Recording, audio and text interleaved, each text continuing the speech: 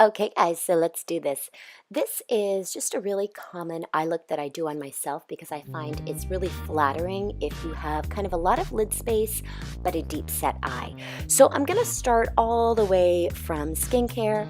This is a Pixi Glow Tonic. It's got a lot of glycolic in it, or a little glycolic, which I find does really well with my skin. It kind of keeps it clear. And then It Cosmetics Secret Sauce, which was a sample I received when I ordered something from Sephora. And I'm really liking it. It's like kind of a rich moisturizer, but it's like not too greasy, because even though I'm approaching, the ripe old age of 40, my skin is not super dry, and especially not in the spring and summer. So I want something emollient, but like not to make my foundation lift off. Hair out of the way, gonna put on some eye cream. This is a Principal Secrets one. I think it's like Victoria Principal's line, and one of my makeup artist friends gave this to me. Thank you so much. And I find it works really nicely as an eye cream under makeup because it's not a greasy eye cream. So I'm going in with the brows first, which is something that I've been doing lately. If I know I'm gonna focus on my eyes, I want to get that framework of my brow first, and then it gives me sort of like a blueprint to follow in terms of how I'm going to work the crease and the rest of the shape of the eye. This pencil is just the best I've ever used. I keep repurchasing it, and I just pretty much love it. I don't want to live without it. And I'll always go in with a little bit of eyeshadow in a similar color. The Fashion Fix one from MAC was a limited edition, so I also use Copperplate. It's like a gray brown, and I find eyeshadow works great to set your brows, or if you have bushier brows, you don't even need a pencil. You might even just be able to use a powder or an eyeshadow. So I've done the NARS Pro Prime, just smeared that all over my eyelids, and then I'm going in with the Kat Von D Shade and Light eye palette. This is a great classic eye palette. You can see mine is like dirty and used, and what I'm doing is I'm going in first with a skin color base, that yellowy kind of ivory color, to give me a little foundation, and then I'm going in with that next shade lighter. It's like a gray brown, but very pale at that, and I'm just starting to add more lift and more definition to the crease. And you can see I'm going in with a little bit at a time, because you can always add, but if you put in too much and you go too harsh, it's hard to back it up, and that's in general with makeup. And in life. So basically, I've got my brow shape, and now it's easier for me to kind of carve out that crease and add that lift. I'm also going back to that Fashion Fix color that I used for the brow, because it's a nice gray brown, and it's a little bit darker than the one in the Kat Von D palette, so I can just add a little more definition. And always tapping off the brush and always getting off the excess. And this is where I'll spend probably the most time, and I'll kind of just follow the brow bone, and I'll follow the shape of the brow. Now this color I find very useful in the palette because it is like a skin tone color for me, but it's a little bit warmer. So if I feel like it's gone a little ashy with all those cool browns, I can just swirl a little bit of this one over, and then it kind of warms it up. And it's very subtle, but I find it just makes it a little bit easier on the eyes when you look at it, so it's not like too harsh.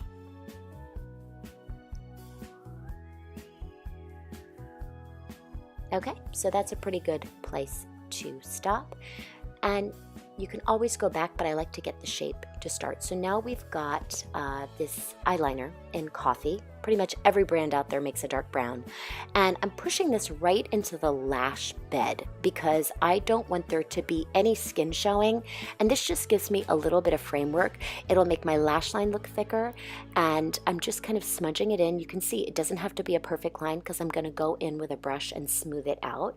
And the thing about me is black doesn't really look good on me. Black is a great color for a lot of people, but when I wear black eyeliner, it just looks so harsh, because even though my hair is dark, I find I just don't wear black very well. So I'm going in to further soften it with that gel cream that I showed you, and then I first use like a skinny brush, and then I want to soften it out, because the thing is, I've got the dark brown eyeliner, and then I want to soften it up to kind of soften that line. And then I'm going in with mascara, and that's going to add another element of black. So I'll use black mascara, but pretty much never black eyeliner. So I'm just going to fast forward through this part. This is a matte foundation that I'm testing out. I'm not sure if I want to start carrying it in my kit, but I chose two colors, one a little lighter and one a little more yellow. And I'm kind of putting that all over my face to match my pinkish face with my more yellow neck. And that's really the goal in general. You want your face to match your neck and your chest so it looks good. Now we're ready for concealer. First, I'm using a Petal color, which is by Clinique. It's Light Petal, all about eyes, and that just kind of cancels out any discoloration. My eye bags aren't too bad, but I also go in with this Maybelline one in the lightest color, Fair, just to add a little bit of a light reflection and to brighten up under the eyes a little bit more. And then I'm going in with the PatrickStarrr Set Powder, which I love. It's replaced my Laura Mercier. It's less chalky. I find it a little bit easier to blend, especially on more mature skins. And I'm doing basically a low-key baking method. I heard this YouTuber, Karima McKinney, call it low-key baking. And I'm like, yes, that's what I do. It's like you just set under the eyes with a little bit of powder. You're gonna brush it away, but you're not like packing it on and like baking it heavily. So now we're ready for a little bit of shadow under the eyes. And again, I find with my coloring and just my face, I have to be really careful under the eyes, and I'll use a pale shadow because I will be putting mascara on there. So I go really kind of like light brown and I kind of smudge it, and then that's really enough. Too much eyeliner on women, you know, my age and older, it just drags the face down when you put too much under the eyes. So I kind of keep it light and keep it not too low down smudgy. Okay, I gotta catch up.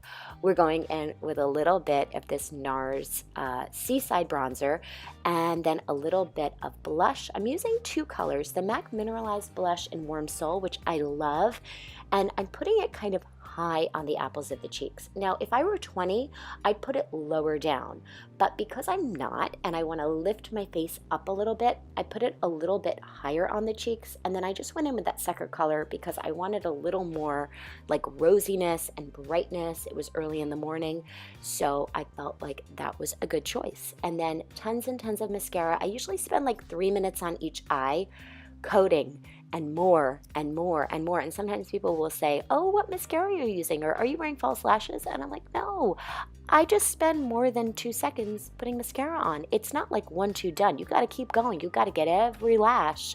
And that's when you're going to really find that your mascara is doing its job. Lips really quick. Strip Down Lip Liner by MAC. Great color. And then I'm using it with Velvet Teddy. I find these two are really good for me because they don't get too dark. And that's pretty much it, guys. I hope you guys like the finished look. Love to know what you think in the comments below, and I'll see you in my next video. Thanks for watching.